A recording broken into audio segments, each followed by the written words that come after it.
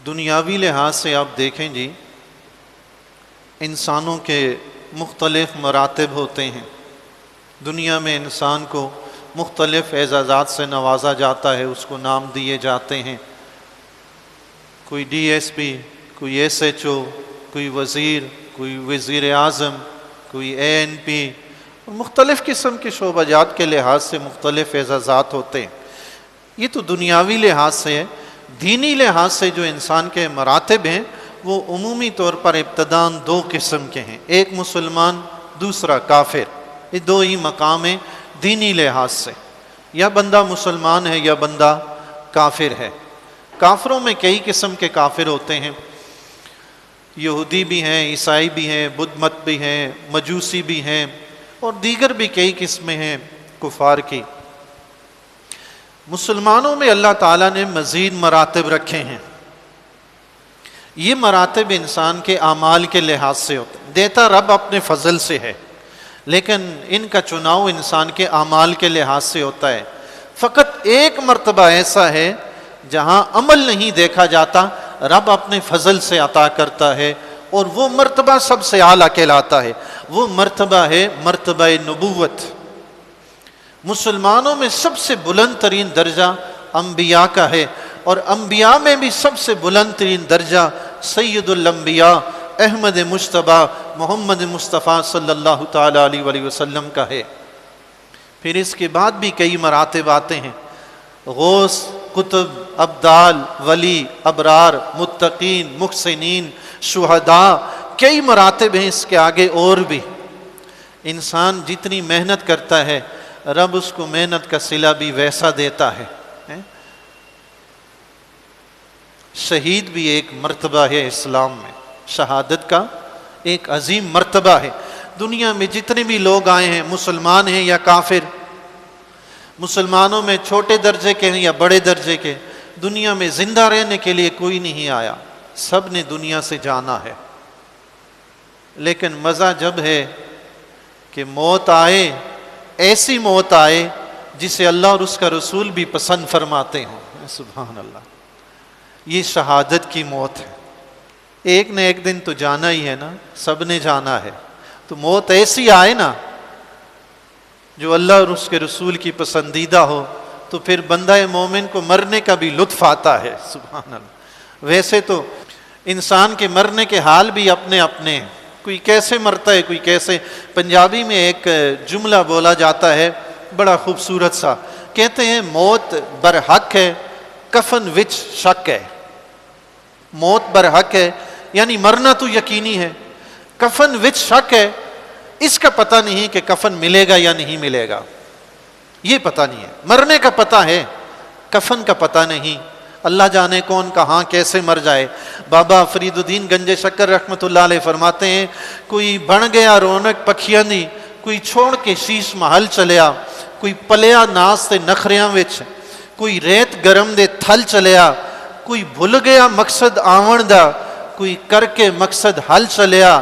اتھے ہر کوئی یار مسافر ہے، کوئی اج چلیا کوئی کل چلیا۔ سب نے جانا ہے، اتھے ہر کوئی یار مسافر ہے، کوئی اج چلیا کوئی کل چلیا۔ تو مزہ جب ہے کہ شہادت کی موت نصیب ہو، اللہ اور اس کا رسول بھی پسند فرمائیں، تو بندہ مومن کو مرنے کا مزہ بھی آ جائے۔ لیکن یہ شہادت کی موت ہر کسی کو نہیں ملتی، بزدل کو تو ملتی ہی نہیں، یہ ملتی صرف اس کو ہے جو اپنے دل میں اللہ اور اس کے رسول کی محبت کی آگ بھڑکائے رکھتا ہے، جو اللہ اور اس کے رسول کے لیے جان دینے کے لیے ہر وقت تیار رہتا ہے۔ جو ڈرپوک ہوتا ہے، بزدل ہوتا ہے، اس کو یہ مقام نہیں ملتا۔ اس مقام کے لیے سینے میں بندہ مومن کو دل چاہیے۔ دل جو ہوتا ہے نا، یہ ایک خون کا لوتھڑا ہوتا ہے۔ علامہ اقبال رحمۃ اللہ علیہ نے فرمایا تھا، تیرے سینے میں دم ہے دل نہیں ہے۔ دم خون کو کہتے ہیں عربی میں۔ فرمایا تیرے سینے میں دم ہے دل نہیں ہے، تیرا دم گرمی محفل نہیں ہے، گزر جا عقل سے آگے کی یہ نور، چراغ راہ منزل نہیں ہے۔ سینے میں دل چاہیے نا شہادت کے لیے، جس کے سینے میں دل ہوتا ہے رب کریم اس کو شہادت بھی دیتا ہے۔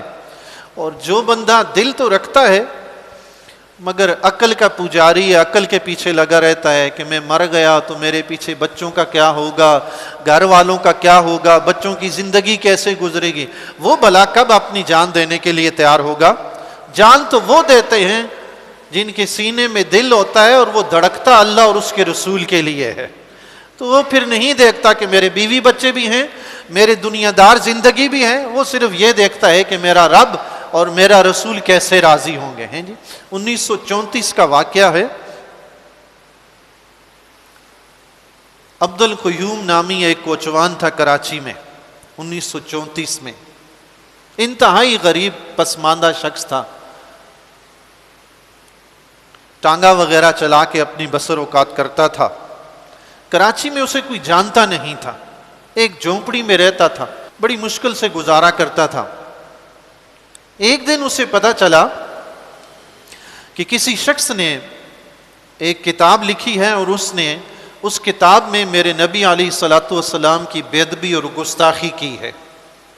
عبد القیوم کوچوان، اسے پتا چلا کہ آج عدالت میں اس کی تاریخ ہے اور عدالت نے فیصلہ سنانا ہے۔ وہ اپنا ٹانگا گھر سے لے کر نکلا، عدالت میں پہنچا، سینہ تان کر اندر داخل ہوا۔ کمرہ عدالت میں پہنچا تو کمرہ عدالت انسانوں کے ہجوم سے کھچا کھچ بھرا ہوا تھا۔ یہ سیدھا جج کے سامنے جا کر کھڑا ہوا، ملزم بھی وہیں کھڑا تھا۔ جج ورق گردانی کر رہے تھے، چہرے کو اوراق پہ گرایا ہوا تھا کہ قانون کیا کہتا ہے، اس کی سزا کیا ہوگی، فیصلہ کیا کرنا ہے۔ لیکن عشق جب آگے بڑھتا ہے تو وہ پھر اپنے فیصلے اپنے طریقے سے کرتا ہے۔ عبد القیوم نے دیکھا کہ مجرم عدالت میں موجود ہے، جج دیکھ رہا ہے کہ فیصلہ کیا کرنا ہے، تو عبد القیوم نے جج کو نہیں دیکھا، اس بھرے ہوئے مجمع کو نہیں دیکھا، اس نے صرف یہ دیکھا کہ یہ شخص وہی ہے جس نے میرے نبی کی گستاخی کی تھی۔ خنجر نکالا اور وار کر کے مارتے مارتے اسے وہیں ڈھیر کر دیا، اور عبد القیوم نے خنجر پھینکا اور خود کو پولیس کے حوالے کر دیا۔ سبحان اللہ۔ یہ غازی عبد القیوم جسے کراچی میں کوئی نہیں جانتا تھا، عشق مصطفیٰ نے اسے وہ عروج دیا کہ پورا ہندوستان بھی جاننے لگا، پوری دنیا بھی جاننے لگی۔ سبحان اللہ۔ بندہ مومن کے سینے میں عشق مصطفیٰ کی چنگاری سلگ جائے نا تو وہ پھر ایک عام سے انسان کو بھی بہت بڑا انسان بنا دیتی ہے۔ وہ غازی عبد القیوم جسے کچھ دیر پہلے کوئی جانتا ہی نہیں تھا، کراچی میں اس کا کوئی جاننے والا کوئی نہیں تھا، جہاں وہ رہتا تھا تو پورا ہندوستان، پوری دنیا جاننے لگی کہ ایک شخص تھا، ایک مرد مجاہد تھا جس کی غیرت نے گوارا نہ کیا کہ میرے نبی کے نام کی گستاخی کرنے والا دنیا میں میرے ہوتے ہوئے زندہ رہے، یہ نہیں ہو سکتا۔ اس نے مار مار کے وہیں عدالت میں ہی ڈھیر کر دیا، بغیر کسی پس و پیش کے خود کو پولیس کے حوالے بھی کر دیا۔ اس وقت کے بڑے بڑے بیرسٹر، وکیل اس کی منت سماجت کرنے لگے کہ خدا کے لیے اپنا بیان بدل دو، میں آپ کے کیس کی پیروی کروں گا، میں آپ کو بچاؤں گا۔ عبد القیوم کا ایک ہی جواب تھا، وہ صرف یہی کہتا تھا، جس مرتبے کو میں نے اپنی جان دینے کے لیے خریدا ہے وہ بیان بدل کر میں اپنی آخرت برباد نہیں کر سکتا۔ بیان نہیں بدلنا، اس لیے یہ کام نہیں کیا کہ موت کے ڈر سے بیان بدل دوں گا۔ پھر دنیا نے دیکھا، غازی عبد القیوم کو پھانسی کی سزا ہوئی، اس کی شہادت ہوئی۔ کراچی میں جب اس کا جنازہ اٹھا، اس کے جنازے سے پہلے جب کورٹ میں کیس چل رہا تھا اس کو ضمانت پر رہا بھی کروایا گیا، مگر بعد میں اس نے اپنا بیان بالکل نہیں بدلا۔ بزرگ حضرات مساجد میں ہاتھ اٹھا کے دعائیں کرتے ہیں، مائیں بہنیں اپنے گھروں میں دعائیں کرتی ہیں کہ غازی عبد القیوم بچ جائے، مگر غازی عبد القیوم یہی چاہتا ہے کہ مولا تیرے حبیب کے لیے جان دی ہے، اب تیرے حبیب کے پاس جا کر ہی ٹھہرنا ہے، دنیا نہیں چاہیے۔ ساری امت اس وقت، ساری ملت مسلمہ غازی عبد القیوم کی زندگی کی دعائیں کر رہی تھی، اور غازی عبد القیوم چاہ رہا تھا کہ میں اپنے نبی کے لیے جان دے دوں۔ سبحان اللہ. ساری امت مسلمہ کی دعائیں ایک طرف رہی، اس عاشق مصطفیٰ غازی عبدالقیوم کی تمنا پوری ہوئی اور کراچی میں اسے پھانسی دے کر شہید کر دیا گیا. جب اس کا جنازہ اٹھا تو تاریخ گواہ ہے، اس وقت یہ سوشل میڈیا وغیرہ بھی نہیں تھا، تاریخ گواہ ہے 25 لاکھ افراد نے اس وقت اس کے جنازے میں شرکت کی تھی. 25 لاکھ افراد. جنازہ جہاں سے گزرتا جاتا تھا پھولوں کی پتیاں بارش کی طرح اس پہ نچھاور ہوتی تھی. مائیں بہنیں چھتوں پہ اور بالا خانوں پہ کھڑی ہو کے غازی عبدالقیوم پہ پھول کی پتیاں نچھاور کرتی تھی اور اپنے آنچل سے ساتھ ساتھ آنسو بھی صاف کرتی جاتی تھی. غازی عبدالقیوم وہ تھا جس نے مرتبہ شہادت پایا، اپنے نبی کی خاطر اپنی جان تو دے دی مگر نبی کے گستاخ کو دنیا میں زندہ رہنا گوارا نہیں کیا. یہ مرتبہ شہادت مفت میں نہیں ملتا، اس کے لیے جان ہتھیلی پہ رکھنی پڑتی ہے. جو سوچ و بچار میں لگے رہتے ہیں انہیں یہ مقام اور مرتبہ نہیں ملتا، اور جسے ملتا ہے رب اس کو کتنی عزت اور شان و شوکت سے نوازتا ہے. رب نے قرآن میں فرمایا ہے وَلَا تَقُولُوا لِمَنْ يُقْتَلُ فِي سَبِيلِ اللَّهِ أَمْوَاتٍ، جو اللہ کے راستے میں قتل کر دیا جائے اسے مردہ نہ کہو. کیوں نہ کہیں مردہ؟ بتائیے جی، اسے مردہ نہ کہو. بل احیاء، وہ تو زندہ ہے. سبحان اللہ. رب نے فرمایا جو اللہ کے راستے میں قتل ہوا اسے مردہ نہ کہو، وہ زندہ ہے. مردہ کہنے میں اس کی بے ادبی ہے. یہ مردہ کہنے کا لفظ اللہ اور اس کے رسول کو اس کے لیے پسند نہیں ہے. اس کی موت اللہ اور اس کے رسول کو ایسی پسند ہے، اس کو حیات جاویداں عطا فرمائی ہے. اب کوئی اسے مردہ بھی نہ کہے. اگر کوئی کہے گا تو وہ قرآن کے خلاف جا رہا ہے. قرآن نے کہہ دیا کہ مردہ نہیں کہنا. مردہ کہنا تو دور کی بات، قرآن نے تو یہ بھی کہا وَلَا تَحْسَبَنَّ الَّذِينَ قُتِلُوا فِي سَبِيلِ اللَّهِ أَمْوَاتٍ، جو اللہ کے راستے میں قتل کیے گئے انہیں مردہ گمان بھی نہیں کرنا. کہنا تو دور کی بات ہے، مردہ گمان بھی نہیں کرنا. یہ اعزاز اللہ تعالیٰ نے شہید کو عطا فرمایا ہے. حبیب علیہ الصلوۃ والسلام نے کئی احادیث مبارکہ میں شہید کی شان کو ذکر کرتے ہوئے مختلف احادیث مبارکہ میں آپ علیہ الصلوۃ والسلام نے اس کی شان بیان فرماتے ہوئے ارشاد فرمایا ہے. ایک حدیث مبارکہ ہے، آقا علیہ الصلوۃ والسلام فرماتے ہیں للشہید عند اللہ ست خصال، اللہ تعالیٰ کے ہاں شہید کے لیے 6 اعزاز ہیں. شہید کے لیے 6 اعزاز، خصوصی اعزاز. یہ اللہ اور اس کے رسول کی طرف سے خصوصی سرٹیفکیٹ مل رہا ہے شہید کو. کیا کیا اعزاز ہیں؟ فرمایا یغفر لہ اول دفعۃ ویرا مقعدہ من الجنہ او کما قال علیہ الصلوۃ والسلام. حبیب علیہ الصلوۃ والسلام نے فرمایا شہید جو ہی مرتا ہے اللہ فوراً اس کی مغفرت فرما دیتا ہے اور جنت میں اس کو اس کا ٹھکانہ دکھا دیتا ہے. سبحان اللہ. مرتے ہی مغفرت ہوتی ہے اور ساتھ ہی اس کو جنت میں اس کا ٹھکانہ دکھا دیا جاتا ہے. وَيُجَارُ مِنْ عَذَابِ الْقَبْرِ، اسے عذاب قبر سے بچا لیا جاتا ہے. سبحان اللہ. یہ اس کا دوسرا اعزاز ہے.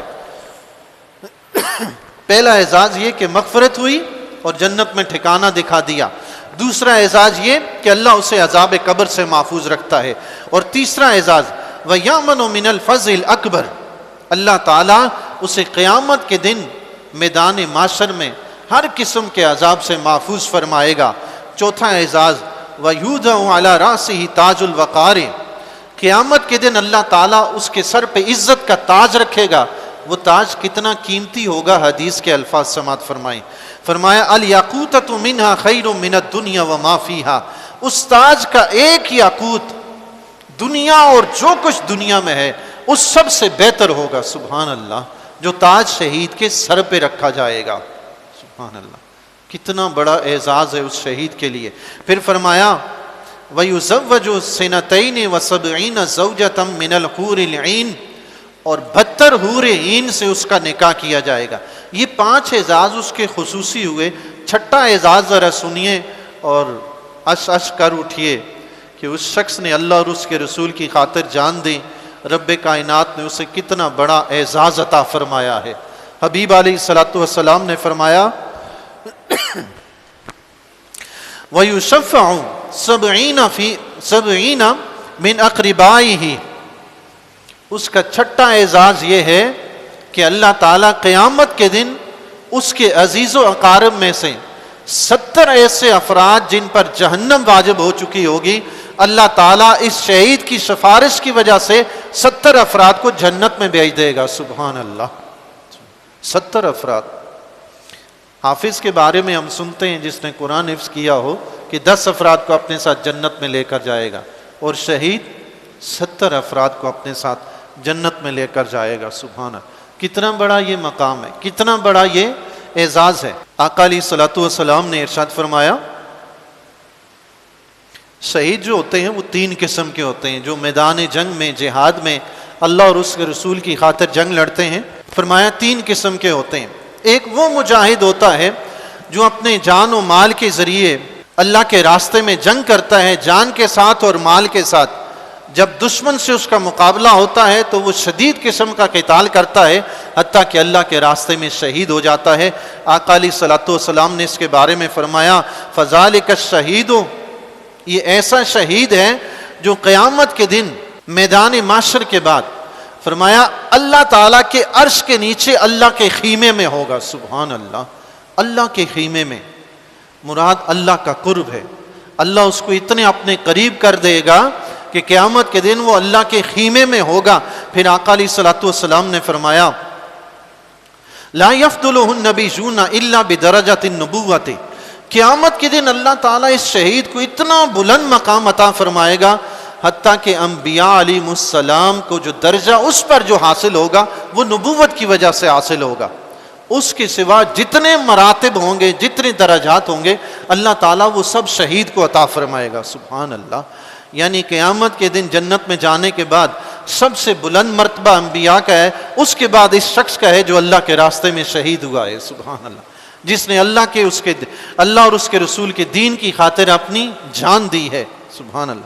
پھر تیسرا شخص اللہ کے نبی علیہ الصلوۃ والسلام نے فرمایا دوسرا شخص وہ ہے جس کے کچھ اعمال اچھے ہیں، کچھ برے ہیں، لیکن وہ اپنی جان و مال کے ذریعے اللہ کے راستے میں جہاد کرتا ہے، شہید ہو جاتا ہے۔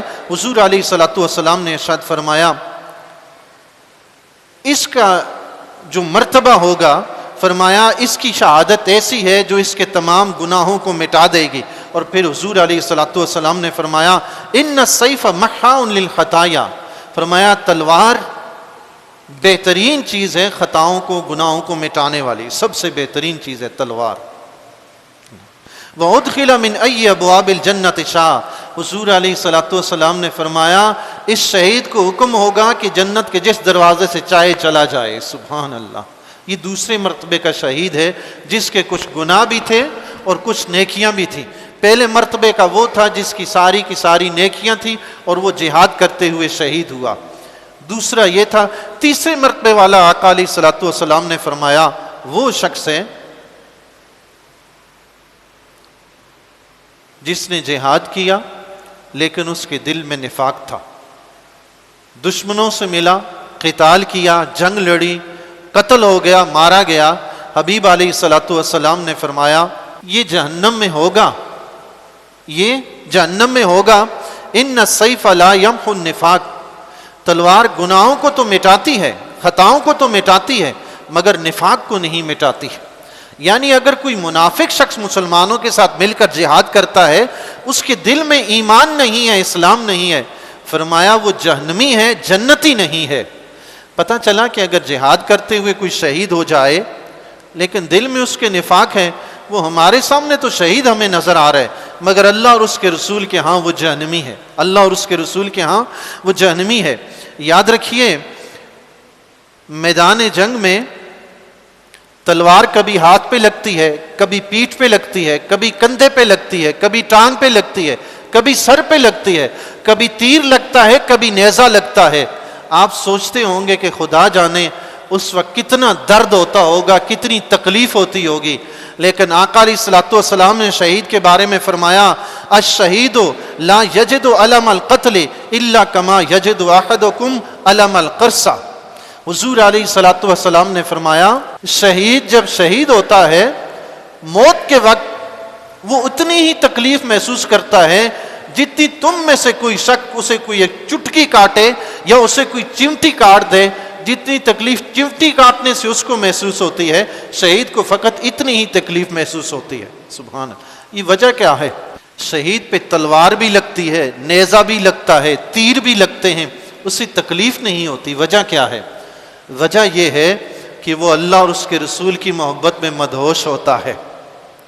اس کا جذبہ ایمانی، اس کا جوش ایمانی اتنا بیدار ہوتا ہے کہ اللہ اور اس کے رسول کی محبت میں اسے فریفتہ کر دیتا ہے۔ یہی وجہ ہے کہ تیر لگے یا تلوار لگے اسے خبر نہیں ہوتی، وہ لڑتا چلا جاتا ہے، حتیٰ کہ کاٹتا جاتا ہے اور خود بھی کٹ جاتا ہے، شہید ہو جاتا ہے۔ آپ دیکھیں مصر میں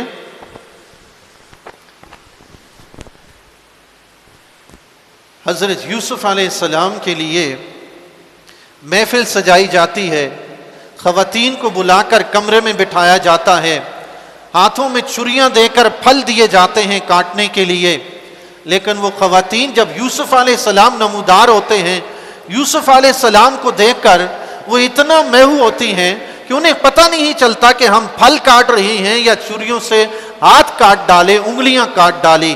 یہی وجہ ہے کہ بندہ مومن جب اللہ اور اس کے رسول کی محبت میں مدہوش ہوتا ہے، پھر اسے خبر نہیں ہوتی مجھ پہ تیر چل رہا ہے یا تلوار چل رہی ہے، اللہ اور اس کے رسول کی محبت میں مدہوش ہو کر جان دیتا ہے، اسی لیے اسے خبر نہیں ہوتی کہ میں مر گیا ہوں۔ سبحان اللہ۔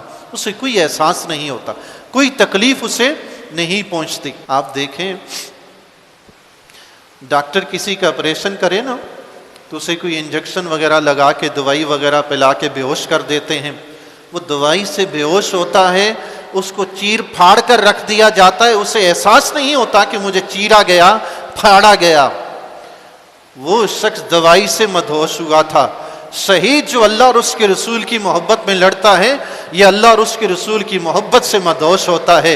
جیسے دوائی والے سے بے ہوش ہونے والے کو خبر نہیں ہوتی کہ کیا ہو رہا ہے، ایسے ہی اللہ اور اس کے رسول کی محبت میں جو مدہوش ہوتا ہے اسے بھی خبر نہیں ہوتی کہ تیر چل رہا ہے یا تلوار چل رہی ہے۔ بات صرف محبت کی ہے۔ سید الشہداء امام علی مقام امام حسین رضی اللہ تعالیٰ عنہ میدان کربلا میں آپ کے سامنے آپ کے کئی عزیز و اقارب شہید ہوتے ہیں۔ آپ کا جوان بچہ بھی شہید ہوتا ہے اور کم سن بچہ دودھ پیتا بھی شہید ہوتا ہے۔ آپ کے بیٹے بھی شہید، بھتیجے بھی شہید، آپ کے کئی عزیز و اقارب اس میدان جنگ میں شہید ہوتے ہیں، مگر قربان جائیے سید الشہداء امام حسین رضی اللہ تعالیٰ عنہ کی استقامت پہ آپ نے ہمت نہیں ہاری۔ کربلا کے میدان میں اپنا گھر بار اس دین کی خاطر لوٹا دیا، مگر امام حسین نے ہاتھ سے تلوار نہیں چھوڑی، حتیٰ کہ امام حسین رضی اللہ تعالیٰ عنہ نے اس محبت میں سرشار ہو کر گھر بار لٹانے کے ساتھ ساتھ اپنی جان بھی لٹا دی، مگر اس محبت سے پیچھے نہیں ہٹے۔ یہ کیا چیز تھی کہ جو انہیں گھر بار لوٹانے پہ مجبور کر رہی تھی، اپنی جان دینے پہ مجبور کر رہی تھی؟ فقط اللہ اور اس کے رسول کی محبت تھی، بس اس کے سوا اور کچھ نہیں تھا۔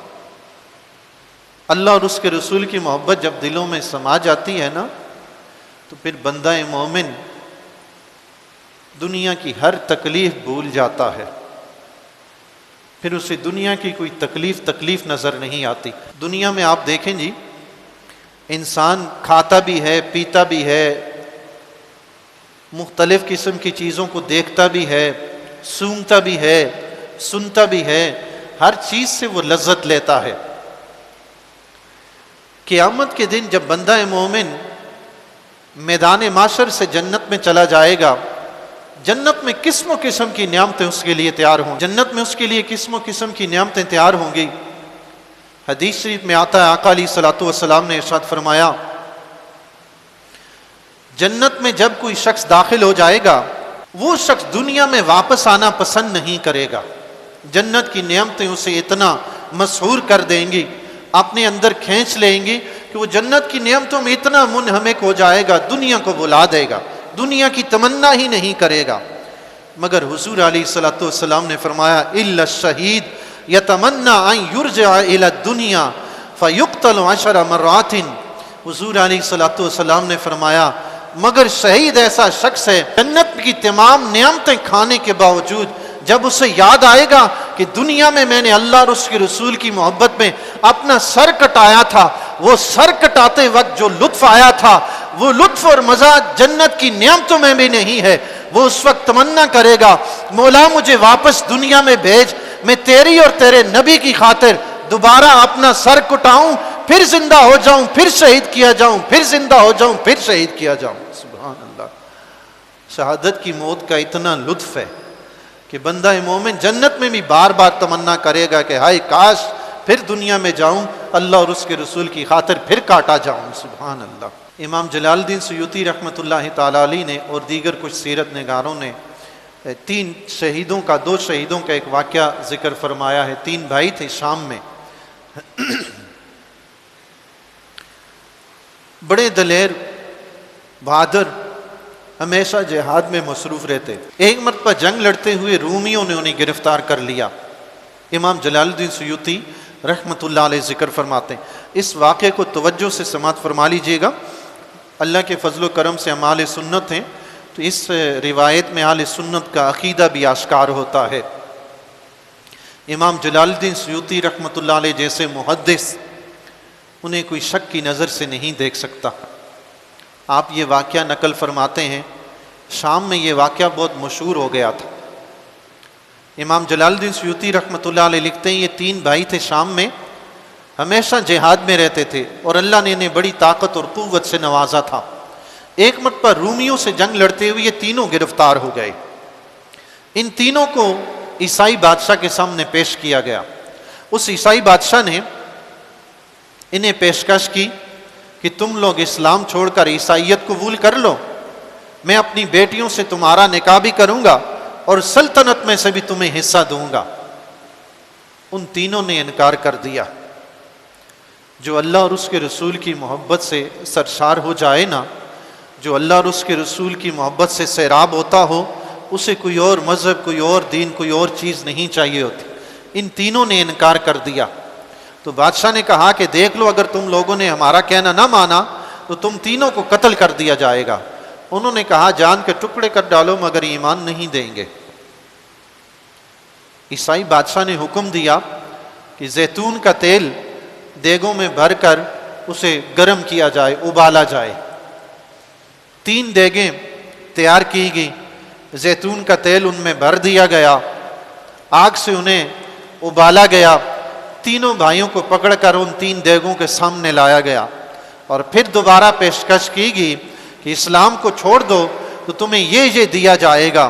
تو تینوں بھائیوں نے پھر وہی جواب دیا، جان دے سکتے ہیں مگر ایمان نہیں دے سکتے۔ تو بادشاہ نے حکم دیا کہ ان کا جو سب سے بڑا بھائی ہے اسے کھولتے ہوئے تیل میں دیگ میں ڈال دیا جائے۔ تو اس بڑے بھائی کو پکڑا انہوں نے اور دونوں بھائیوں کے سامنے اسے کھولتے ہوئے تیل میں ڈال دیا گیا۔ وہ دونوں بھائی عزم و استقلال کے ساتھ، جرأت اور بہادری کے ساتھ ایمان پر ڈٹے رہے۔ دوسرا جو بھائی تھا درمیان والا، اس کو بھی تیل میں ڈال دیا گیا۔ تیسرا جو بھائی تھا سب سے چھوٹا، اللہ نے حسن و جمال بھی عطا فرمایا تھا۔ وزیر نے جب دیکھا کہ بادشاہ کا ارادہ ٹلنے والا نہیں ہے، وہ اس کو بھی شہید کر دے گا، تو وزیر نے آگے بڑھ کر بادشاہ سے خوش آمد کی، کہنے لگا کہ بادشاہ سلامت، اگر آپ مجھے اجازت دیں اس نوجوان کو میرے حوالے کر دیں تو میں اس کا دین بدل دوں گا۔ بادشاہ نے کہا اگر تم ایسا کر سکتے ہو تو ٹھیک ہے۔ بادشاہ نے وہ نوجوان وزیر کے حوالے کر دیا۔ وزیر لے کر اسے اپنے گھر چلا گیا، گھر کے ایک کمرے میں بند کیا، اپنی بیٹی سے کہا کہ یہ ماجرا ہے، یہ مسلمان ہے، مجاہد ہے، اس کا دین بدلنا ہے اور یہ تمہارے سپرد ہے۔ بیٹی نے کہا ٹھیک ہے، میں یہ کام کروں گی۔ رات کے وقت وہ خوب بن سنور کر اس نوجوان مجاہد کے کمرے میں آئی۔ اس نے دیکھا کہ نوجوان نے مصلی بچھایا ہوا ہے اور رب کی بارگاہ میں سجدہ ریز ہے۔ وہ نوجوان لڑکی کھڑی دیکھتی رہی، ساری رات گزر گئی، نوجوان نے پلٹ کر بھی اس دوشیزہ کی طرف نہیں دیکھا۔ ساری رات گزر گئی، لڑکی جب واپس گھر پہنچی تو وزیر نے پوچھا کہ بیٹا کیا ہوا؟ تو بیٹی نے کہا ابا جان آج رات شاید اس کی کوئی عبادت کی تھی، وہ ساری رات عبادت میں مصروف رہا ہے، کوئی بات نہیں ہو سکی۔ وزیر نے کہا ٹھیک ہے اگلی رات دیکھ لو۔ اگلی رات آئی تو اگلی رات بھی یہی سلسلہ ہوا۔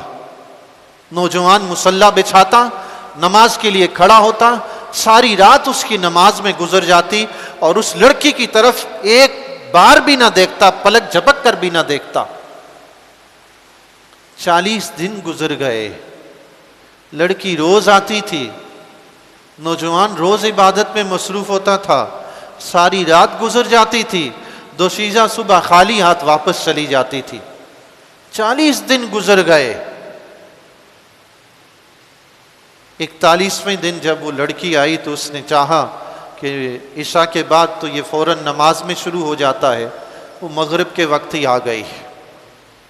اس نے نوجوان کو مخاطب کیا، کہنے لگی کہ اے نوجوان، جس نبی کا کلمہ تم نے پڑھا ہے میں 40 دن سے تمہیں ورگلانے کے لیے آ رہی ہوں، لیکن ایک بار بھی تم نے آنکھ اٹھا کر نہیں دیکھا۔ میں یقین کر سکتی ہوں کہ تمہارا دین سچا ہے، خدا کے لیے مجھے بھی کلمہ پڑھا کے مسلمان کر دو۔ سبحان اللہ۔ اس نوجوان نے اسے بھی کلمہ پڑھایا اور دائرہ اسلام میں داخل کر لیا۔ اسی رات اس لڑکی نے استبل میں جا کر 2 گھوڑے لائے اور اس نوجوان سے کہا کہ چلو اب میں بھی مسلمان ہو گئی ہوں، اب یہاں نہیں رہنا۔ دونوں گھوڑے پہ سوار ہوئے اور وہاں سے بھاگ چلے۔ راستے میں چلتے ہوئے جنگل میں پہنچے تو اچانک انہوں نے آواز سنی کہ گھوڑوں کی ٹاپوں کی آواز آ رہی ہے۔ نقل کون فرماتا ہے؟ امام جلال الدین سیوطی رحمۃ اللہ علیہ، جن کے مسلمان ہونے میں کسی کو ذرا بھر شک نہیں ہے۔ ایک بات جو اہل سنت کا نظریہ اور عقیدہ تھا بیچ میں چھوڑ گیا، جب ان 3 بھائیوں کو ان دیگوں کے پاس لایا گیا تھا نا قتل کرنے کے لیے، تو ان 3 بھائیوں نے اس وقت ایک نعرہ مارا تھا۔ وہ نعرہ پتہ کیا تھا؟ آج کل اہل سنت کی مساجد کے محراب پر، دروازوں پر، گیٹ پر، دیواروں پر، گھروں پر جا بجا لکھا ہوا ہوتا ہے۔ وہ نعرہ انہوں نے جو مارا تھا وہ نعرہ تھا یا محمد آہو، یا محمد آہو۔ سبحان اللہ۔ یا محمد لکھا ہوا ہوتا ہے نا، ایک طرف لکھتے ہیں یا اللہ، دوسری طرف لکھتے ہیں یا محمد۔ انہوں نے حضور علیہ الصلوۃ والسلام کو پکارا۔ امام جلال الدین سیوطی نے یہ واقعہ لکھا، اس میں سے یہ الفاظ نہیں مٹائے یا محمد آہو۔ اگر حضور علیہ الصلوۃ والسلام کو یا کے لفظ کے ساتھ پکارنا شرک ہوتا تو امام جلال الدین سیوطی رحمۃ اللہ علیہ یہ واقعہ کیوں نقل فرماتے؟ یا واقعہ نقل فرما رہے تھے تو وہ فتویٰ جاری کرتے کہ یہ تینوں نوجوان مشرک تھے کہ انہوں نے اللہ کے نبی کو یا محمد آؤ کہہ کر پکارا ہے۔ انہوں نے مشرک نہیں کہا، انہوں نے ان کی شان، عظمت اور فضیلت بیان کی ہے۔ بیان کرتے ہوئے کیا کہتے ہیں؟ یہ تیسرا نوجوان جب گھوڑے پہ سوار تھا، جنگل میں پہنچے تو انہوں نے جب گھوڑوں کی ٹاپوں کی آواز سنی تو لڑکی نے کہا مجھے لگتا ہے کہ ہم پکڑے گئے، ہمارا کوئی پیچھا کر رہا ہے۔ نوجوان نے کہا کہ ٹھہر جاؤ، گھوڑے سے اترا اور تلوار نکال لی۔ لڑکی سے کہا کہ تم یہاں چھپ جاؤ، جو بھی ہوگا میں اکیلا مقابلہ کروں گا۔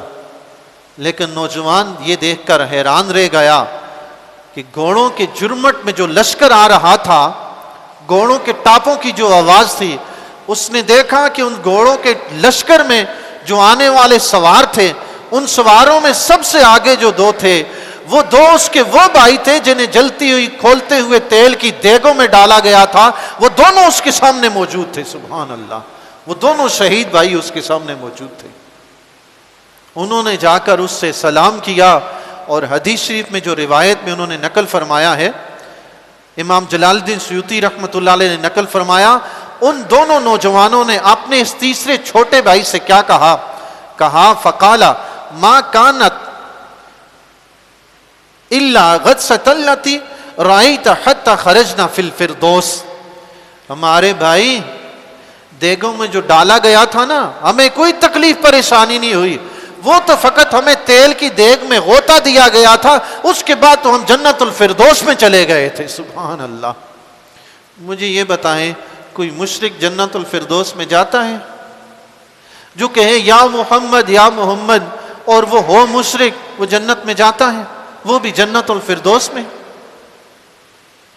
امام جلال الدین سیوطی رحمۃ اللہ علیہ کو پتہ نہیں تھا کہ یہ انہوں نے کیا کر دیا ہے؟ یہ عقیدہ اہل سنت ہے۔ اللہ کے ولی، اللہ کے محبوب بندے مرنے کے بعد بھی زندہ ہوتے ہیں، مدد بھی کرتے ہیں، سبحان اللہ۔ یہ دونوں بھائی اس کے پاس آئے، انہوں نے کہا کہ بھائی جب ہمیں تیل میں ڈالا گیا تو تیل میں جاتے ہی ہم ڈائریکٹ جنت الفردوس میں چلے گئے تھے، اب اللہ اور اس کے رسول کے حکم سے آئے ہیں، یہ ہمارے ساتھ فرشتوں کا جرمٹ ہے، تمہارا نکاح پڑھانے آئے ہیں، سبحان اللہ۔ امام جلال الدین سیوطی رحمۃ اللہ علیہ نے یہ واقعہ لکھا، اور شام کا یہ مشہور و معروف واقعہ ہے۔ دیگر مورخین نے بھی اس واقعے کو ذکر فرمایا۔ اب مجھے یہ بتائیں، جو شخص یا محمد کہنے کے بارے میں یہ عقیدہ رکھتا ہے کہ شرک ہے، وہ اس کا کیا جواب دے گا؟ جو شخص اولیاء اللہ کی اخروی زندگی کے متعلق یہ کہتا ہے کہ وہ کچھ بھی استطاعت نہیں رکھتے، کچھ طاقت نہیں رکھتے، کچھ نہیں کر سکتے، تو یہ کیا ہے؟ یہ دونوں بھائی جیتے جاگتے کیسے اپنے بھائی کے پاس آ گئے؟ اللہ والوں کی زندگی کو اپنی زندگی پہ قیاس مت کریں۔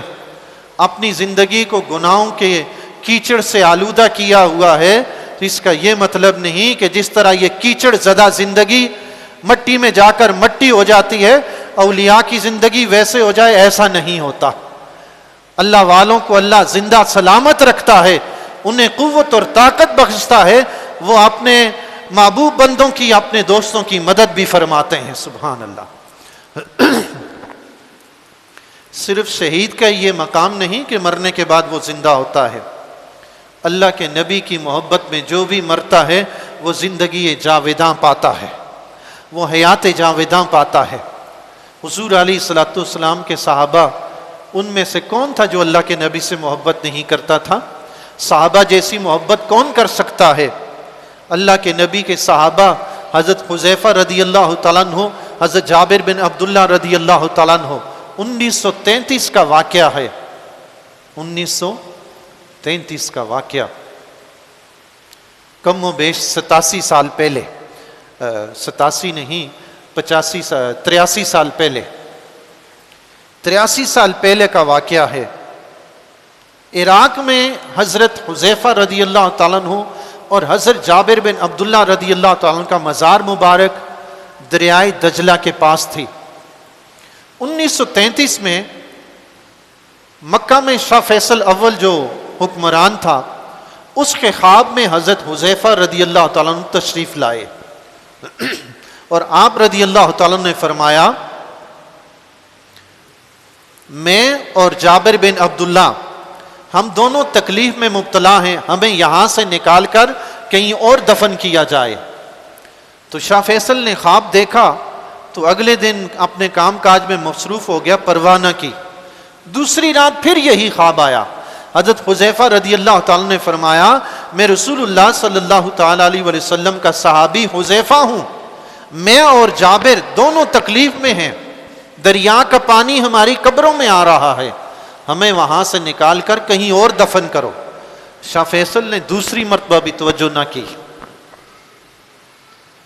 تاریخ کہتی ہے حضرت حذیفہ رضی اللہ تعالیٰ عنہ تیسری رات عراق کے جو مفتی اعظم تھے نوری السعید، ان کے خواب میں آئے اور فرمایا، میں حذیفہ اللہ کے نبی کا صحابی ہوں، میں شاہ فیصل کو 2 مرتبہ کہہ چکا ہوں کہ ہمیں یہاں سے نکالو، مگر اس نے کوئی توجہ نہیں کی، میرے اور جابر کے مزار میں پانی آ رہا ہے، ہمیں یہاں سے نکال کے کہیں اور دفن کرو۔ مفتی اعظم عراق کے وزیر اعظم کے پاس پہنچے، ان سے مشورہ کیا اور سیدھے مکہ میں شاہ فیصل کے پاس پہنچے اور اس کو جا کر حضرت حذیفہ رضی اللہ تعالیٰ کا پیغام دیا۔ تو اس نے کہا، واقعی 2 رات مسلسل مجھے یہ خواب آتا رہا ہے، سبحان اللہ، 2 رات مسلسل مجھے یہ خواب آتا رہا ہے۔ تاریخ گواہ ہے، کوئی دور کا واقعہ نہیں، 1933 کا واقعہ ہے۔ اگر پرانی لائبریریوں میں کہیں پرانی اخباریں جا کے کھنگالیں تو یہ واقعہ اخبار میں آپ کو آرام سے مل جائے گا۔ شاہ فیصل نے مفتی اعظم سے فتویٰ طلب کیا تو انہوں نے فتویٰ دیا کہ ان مزارات کو کھولا جائے۔ تاریخ گواہ ہے، حج کا موسم تھا، 10 ذی الحج کی تاریخ رکھی گئی قبروں کو کھولنے کی، لیکن مسلمانوں نے احتجاج کیا کہ ہم حج میں مصروف ہیں، مؤخر کیا جائے تاکہ ہم سب وہاں پہ پہنچ کے حاضر ہو کر ہم بھی اپنی آنکھوں سے دیکھیں۔ تو 20 ذی الحج کی تاریخ رکھی گئی۔ 20 ذی الحج 1933 کا واقعہ ہے کہ تمام مسلمان حضرت حذیفہ رضی اللہ تعالیٰ عنہ اور حضرت جابر بن عبداللہ رضی اللہ تعالیٰ عنہ کی قبروں کے پاس اکٹھے ہو کر قبر کشائی کرتے ہیں۔ مورخین لکھتے ہیں کہ دونوں کے جسم قبروں میں ایسے تر و تازہ سلامت تھے جیسے پتہ چل رہا تھا کہ کسی نے ابھی ان کو دفن کیا ہے، سبحان اللہ، اور قبروں سے خوشبو آ رہی تھی۔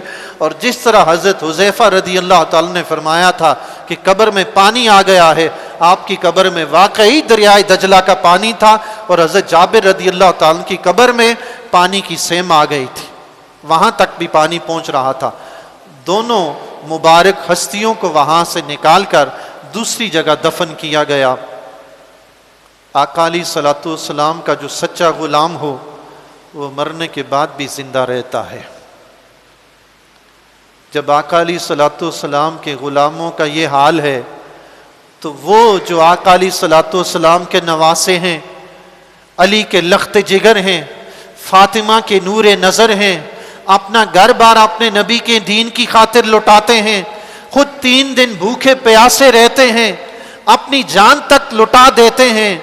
ارے نبی کے غلاموں کا یہ حال ہے تو نواسے کو رب نے کیا شان عطا فرمائی ہوگی، سبحان اللہ۔ غازی عبد القیوم شہید، جسے دنیا نہیں جانتی تھی، ایک ہی لمحے میں نبی کی خاطر اپنی جان دی، ساری دنیا جاننے لگی، اور شہادت کا مقام پانے کے ساتھ ساتھ تمام مسلمانوں کی دل کی دھڑکن بن گیا۔ تو جنہوں نے کربلا کے میدان میں اپنا پورا گھر لٹایا، اپنی جان لٹائی، اپنے بچے لٹائے، رشتہ دار لٹائے، جب انہوں نے شہادت دی ہے، اس وقت سے لے کر آج تک امام حسین رضی اللہ تعالیٰ عنہ مسلمانوں کے دلوں میں دھڑکتے ہیں۔ یہی وجہ ہے کہ جب بھی محرم آتا ہے سید الشہداء امام حسین رضی اللہ تعالیٰ عنہ کی یاد بھی منائی جاتی ہے، ان کی سیرت بھی بیان کی جاتی ہے، اور ان سے محبت کا اظہار بھی کیا جاتا ہے۔ اور دوسری طرف یزید اور یزیدیوں کو دیکھیں، ان کا نام لیوا بھی آپ کو اکا دکا ہی نظر آئے گا۔ بدبخت بھی تو کوئی ہوتا ہے نا، نیک بخت بھی مقدر سے بنتا ہے، بدبخت بھی مقدر سے بنتا ہے۔ کسی کے مقدر میں حسین کی محبت آئی، کسی کے مقدر میں یزید کے گنگانے آئے۔ ہم اللہ کا لاکھ شکر ادا کرتے ہیں کہ اس پروردگار نے اپنے حبیب علیہ الصلوۃ والسلام کے وسیلہ جلیلہ کے طفیل امام حسین کی محبت بھی عطا فرمائی، اور ان کے نقش قدم پہ چلنے کی توفیق بھی عطا فرمائی، اور اس کا ذوق اور شوق بھی عطا فرمایا۔